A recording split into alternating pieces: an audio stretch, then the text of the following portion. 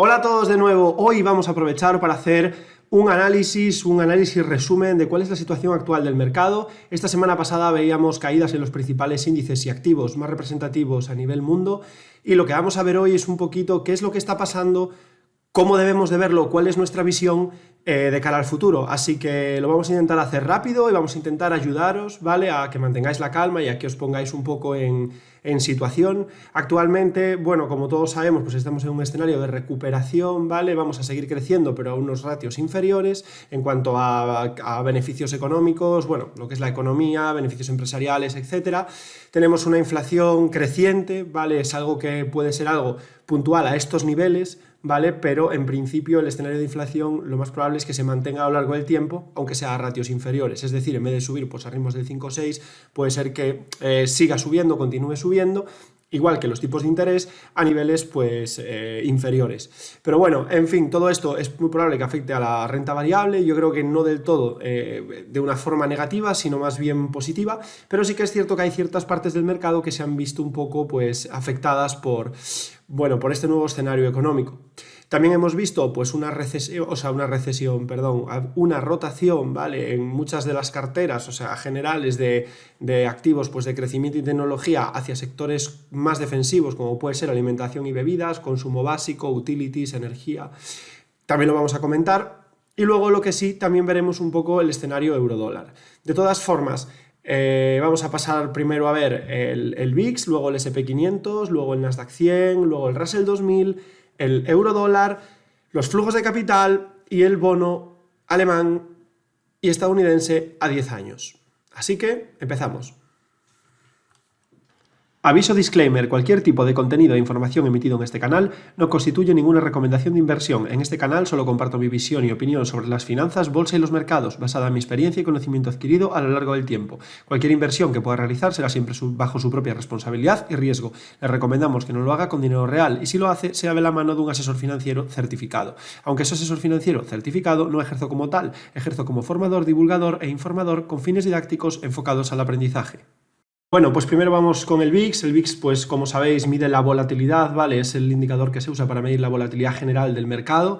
El VIX es la volatilidad implícita del S&P 500 y está calculado en base pues, al precio de las opciones sobre el S&P 500. Entonces, lo que podemos ver en el VIX, ¿vale?, es normalmente cuando este índice pues, repunta al alza, es porque hay episodios de volatilidad fuerte, es decir, normalmente suelen ser caídas, es decir, se mueve de una forma inversamente proporcional al índice. Entonces aquí hemos podido ver pues, el gran episodio de volatilidad que fue cuando tuvimos el COVID-19, y luego que ha habido pues, pequeños episodios de volatilidad basados pues, en ciertas incertidumbres, aparición de nuevas cepas, problemas geopolíticos, etc.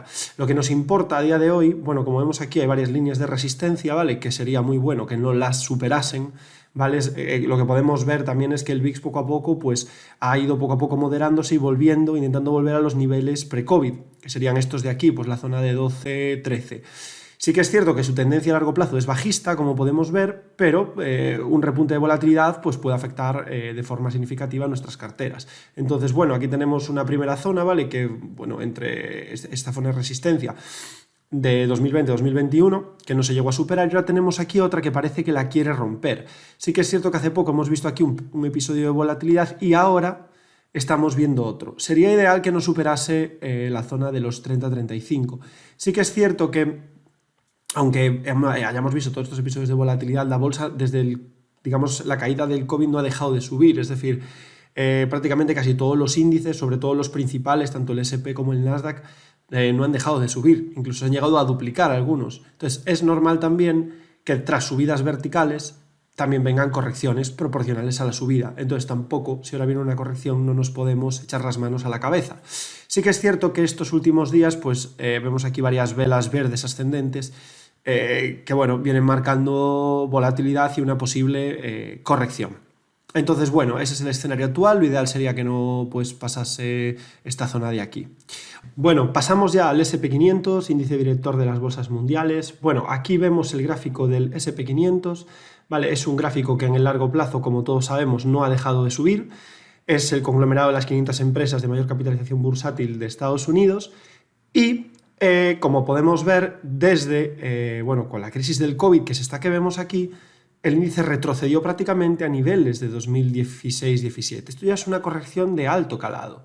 Es una corrección que ya comentamos en vídeos anteriores, en torno al 35%. Esto ya es una corrección, cuando el S&P 500 corrige más de un 20%, se empieza a entender que la economía estadounidense puede entrar en recesión o en ciclo bajista. Entonces, no es habitual una corrección de más del 20% en el S&P, salvo las correcciones cíclicas, es decir, de fin de ciclo económico. Entonces, esto lo comento porque, como podemos ver en el gráfico, desde la caída del COVID, el S&P en 2 años, o casi ni 2 años, se ha multiplicado por 2 y un poquito más, es decir, ha subido más de un 100%. Y no ha habido ninguna corrección significativa. Es decir, correcciones significativas, al menos desde mi punto de vista, son aquellas en el S&P que rondan o superan el 10%. ¿Qué significa esto? Pues que cuanto más tiempo tarde en corregir el S&P, más probable es que corrija un poco más fuerte. Como vemos, si hacemos un impulso Fibonacci, que en este caso pues tampoco sería lo más adecuado, ¿no?, para comentar este índice, pero es un poco para que veáis, ¿no?, lo que sería una corrección proporcional, ¿vale? Una corrección proporcional a esta subida en una acción, ¿vale? No a lo mejor en este índice, sería estas zonas de retroceso Fibonacci. Pero bueno, sí que es cierto que analizando el S&P de forma histórica, normalmente pues si corrige más de un 20 ya es que la cosa puede estar complicándose. Entonces vemos que hay una divergencia bajista clara, aquí está marcada, ¿vale? Máximos y mínimos crecientes, máximos y mínimos decrecientes, y está activada ya con un objetivo hacia los 4.100 puntos. Si realmente el S&P corrigiese hasta estos niveles, que vamos a ver más o menos qué corrección sería, pues mira, sería una corrección en torno al menos 13%. Quizás esto sí ya sería una corrección significativa para el S&P, ¿vale?, para luego continuar subiendo. Entonces, yo lo que extraigo de aquí, más que pánico, y ahí va a haber una caída histórica, una crisis mundial y va a caer un 60%, hombre, yo creo que no. Pero más que nada porque si estudias los últimos 200 años, las correcciones grandes han ocurrido no cada 2 años, sino a lo mejor cada 10. Si hay algún intervalo que más complicado que otro, donde pudo haber pues 2 correcciones así entre 2-3 años un poco demasiado fuertes, ¿no?, para el S&P. Pero bueno, a día de hoy yo creo que nada nos hace pensar que esto pueda ser así. Yo, de hecho, como sabéis, soy analista técnico. El precio descuenta expectativas y todas estas cosas que estamos viviendo, enfrentamientos geopolíticos, política monetaria y todo eso, ya estarían descontadas en el precio, desde mi punto de vista. Por eso también hemos visto una gran caída o una gran corrección en las acciones growth, descontando ya una subida de tipos de interés y dificultades, en muchos casos, pues, de estas empresas, a lo mejor para crecer a esos ritmos exigentes o para endeudarse o incluso pagar sus deudas. ¿Vale? Entonces, si hubiese esta hipotética corrección, que yo creo que es probable que la haya, es decir, aún no ha acabado, no es momento de incorporarse, hay que esperar a ver si consigue pues, alcanzar este objetivo de aquí de corrección, y ahí igual sí podemos empezar a vigilar pues, para incorporar aquellas acciones que hayan corregido bastante y que nos interesen a largo plazo. Yo, por ejemplo, tengo una cartera de trackers y ETFs aparte, obviamente estoy en el S&P y en el Nasdaq 100, y mi intención es que si ambos corrigen por debajo del 10%, incluso a poder ser por debajo del 12%, pues promediar e incrementar posiciones a muy largo plazo. Entonces ese sería el panorama actual del S&P 500. Yo creo que es una corrección que no nos debería asustar. Las carteras obviamente se van a mover, va a haber volatilidad, va a haber valores que nos puedan caer un 30, un 40 o 20 o incluso algunos un 60, como ha pasado ya en Growth. Pero bueno, es algo normal, el mercado funciona así. Después de grandes subidas no se puede pretender que tras una subida del 100% corrija un 5%. Es decir, tendrá que haber una corrección proporcional. Claro, cuanto menos corrija, más fuerte está ese activo. Pero bueno, en fin, una corrección de entre el 13 y el 20% sería una corrección incluso que le vendría bien, al menos a este índice. Bueno, y ahora pasamos al Nasdaq 100, el índice tecnológico estadounidense con las 100 empresas tecnológicas de mayor capitalización. Digamos que es el índice director de la tecnología. Y bueno, es un índice, yo creo que es importante comentarlo, ya que la tecnología es el sector que mejor lo ha hecho en los últimos 5 años y también en este último año, ¿vale? Con unas subidas bastante fuertes. Entonces también es cierto que, como comentábamos con el S&P, grandes subidas también traen grandes correcciones. Entonces creo que conviene estudiar, o por lo menos comentar y analizar este índice y ver dónde estamos y qué escenarios son probables. Bueno, aquí vemos el índice Nasdaq 100. Bueno, tiene una estructura de impulsos Fibonacci que inicia desde más o menos año 2016, está prácticamente cumplida, ¿vale? Incluso le faltaría el tercer impulso, que es este de aquí, ¿vale? Hacia la zona de los 18.000, pero sí que es cierto que ya esta caída de aquí ya nos hace pensar que es poco probable que este tercero se cumpla. Entonces sí que es cierto que si lo vemos en la estructura temporal del largo plazo, el Nasdaq sí podría corregir y podría corregir fuerte. Entonces, en el ámbito del largo plazo, creemos que no estaría ahora mismo para comprar, sino esperar a una corrección para poder incorporarse.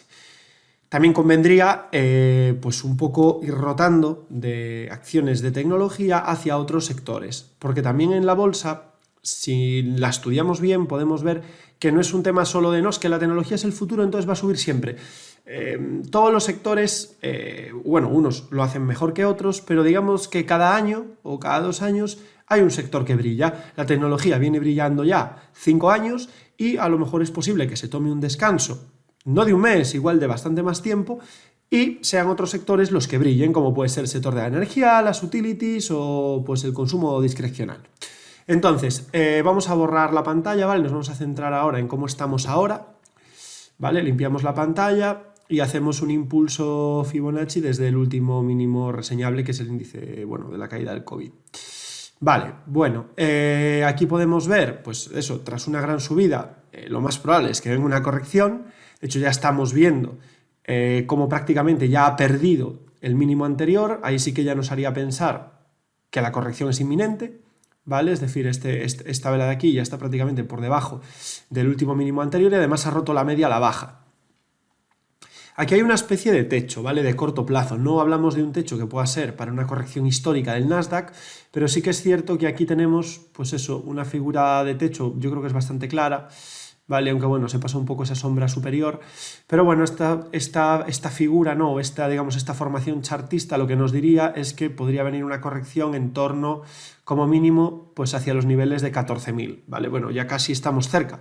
Normalmente es un objetivo mínimo, es decir, puede superar este objetivo. A lo mejor pues puede corregirnos incluso hasta niveles FIBO, toda esta zona de aquí. Lo mismo que os comentaba en el SP500, el Nasdaq es mucho más volátil, ¿no? Porque la tecnología es mucho más volátil que el resto de sectores. Bueno, la biotecnología también es bastante volátil, pero bueno, está, digamos, en el percentil de mayor volatilidad. Si la tecnología también pues, nos cayese alrededor de un 20%, ¿vale? Por ahora llevamos una caída del 14%, ya es una caída significativa.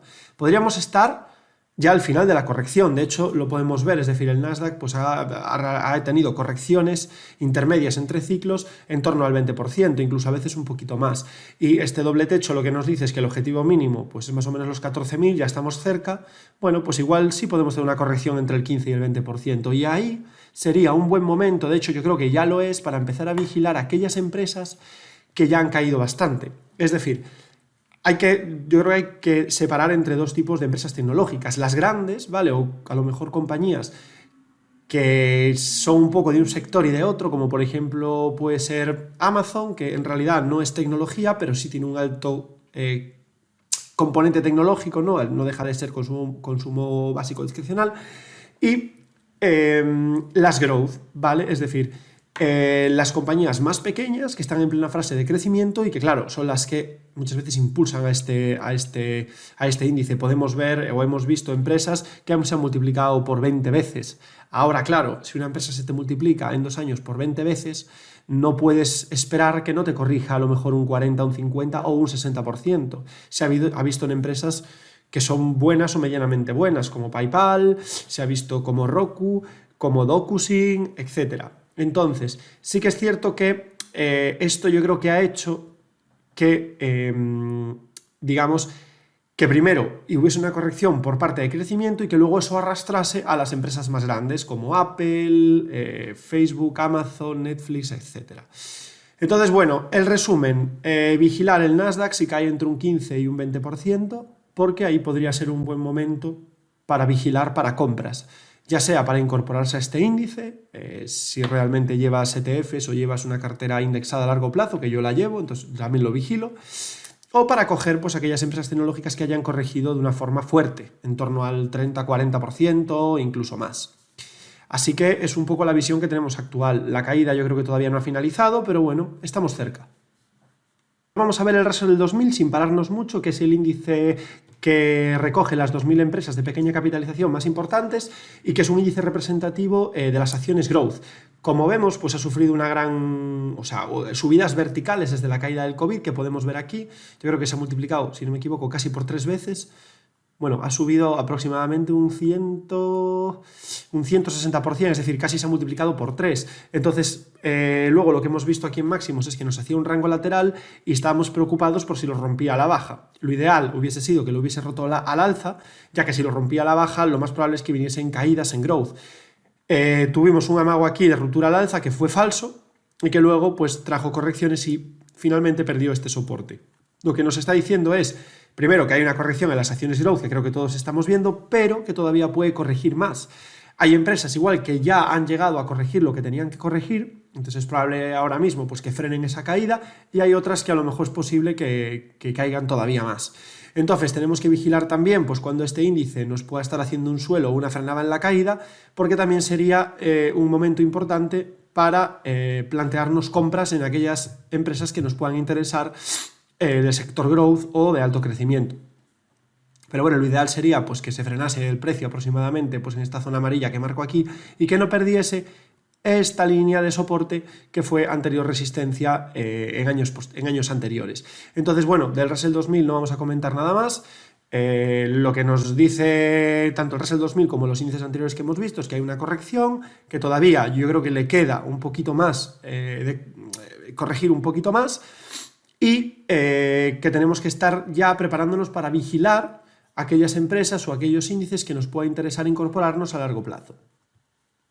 Bueno, vamos a aprovechar para ver también el eurodólar para aquellos que sus carteras tienen una alta ponderación de empresas estadounidenses en dólares, porque claro, una apreciación del dólar lo que haría es depreciar precisamente el valor de nuestra cartera a la hora de cambiarla a euros o a la hora de realizar una venta. Entonces, la situación actual del eurodólar, desde mi punto de vista, pues como vemos aquí, pues hay una especie de lateralidad en el largo plazo, ¿vale? Y parece que está reduciéndose el rango de amplitud.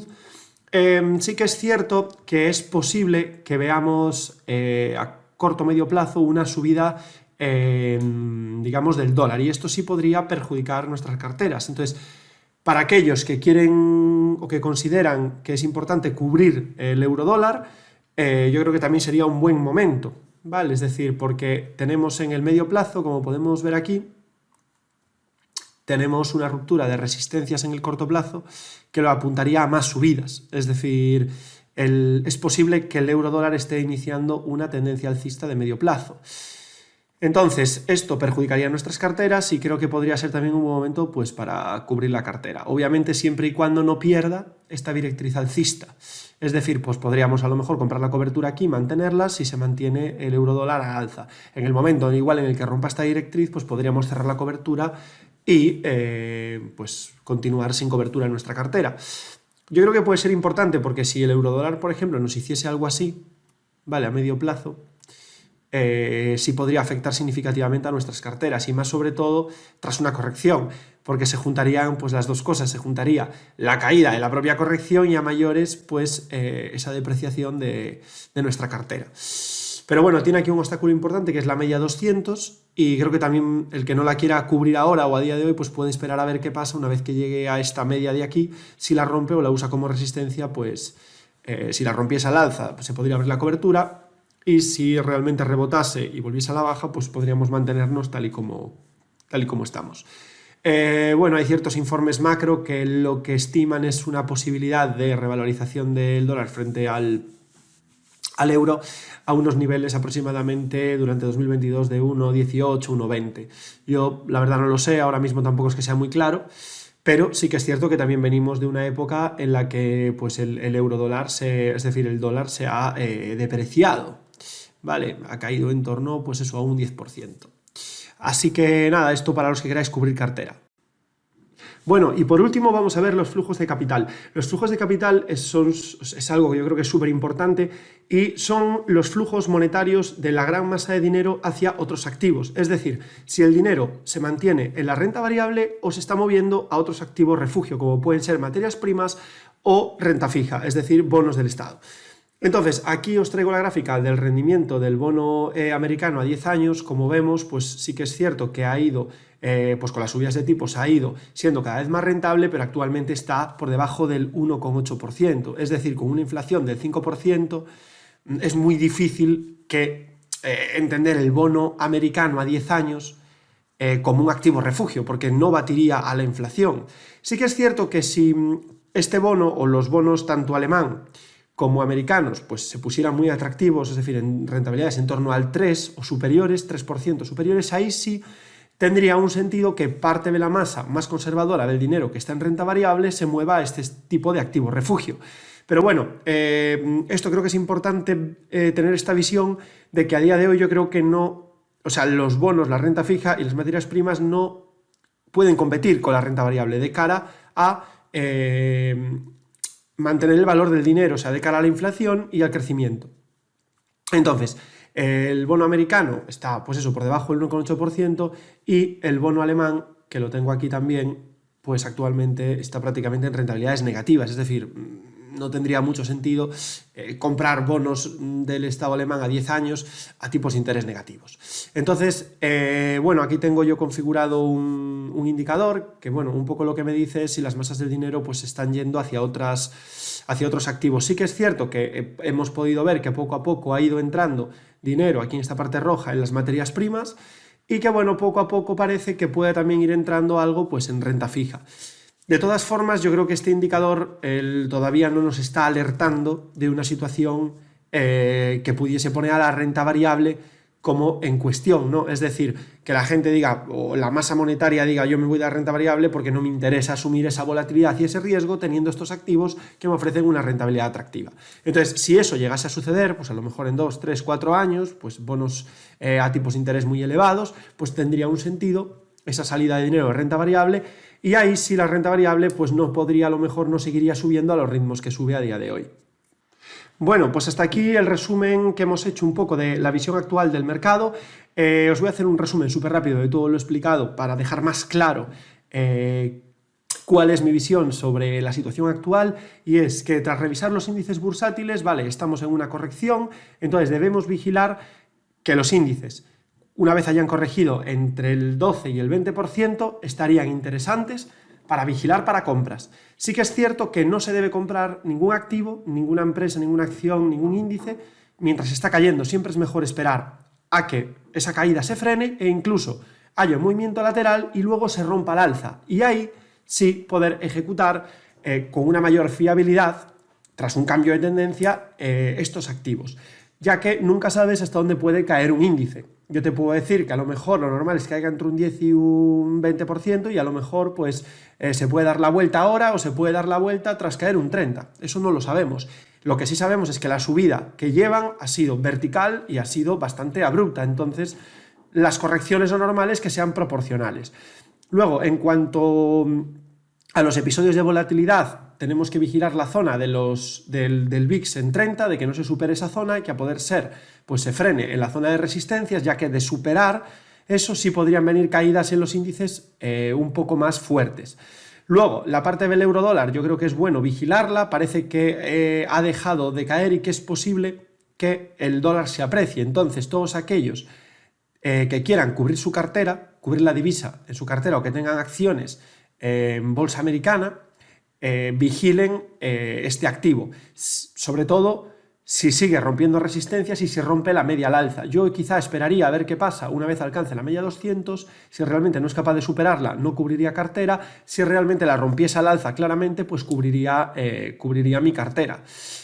Y luego la otra parte digamos que más a largo plazo, como la visión de la renta variable a 2, 3, 4 años, pues a día de hoy ni el bono alemán, no hay ningún otro activo, ni bono alemán, ni bono estadounidense, ni materias primas que pueda quizá ofrecer una rentabilidad muy atractiva a la masa de los inversores. Sí es cierto que el más conservador igual pues prefiere irse a este tipo de activos, pero yo creo que tal y como están los tipos de interés a día de hoy, la renta variable va a seguir siendo la ganadora. Ahora bien, si de aquí a 2-3 años los tipos de interés, el bono alemán se pone, y el bono alemán y el bono estadounidense se pone en torno a una rentabilidad del 3-4%, ya tendría un sentido, a lo mejor, pues carteras divididas entre renta variable y renta fija. Pero a día de hoy, lo lógico es que el dinero esté en la renta variable, porque es la única que puede igualar o batir a la inflación. Pues si te ha gustado este vídeo y crees que te ha aportado valor, suscríbete a mi canal, dale a me gusta, comenta y comparte. A ti no te cuesta nada y a mí me ayudas un montón.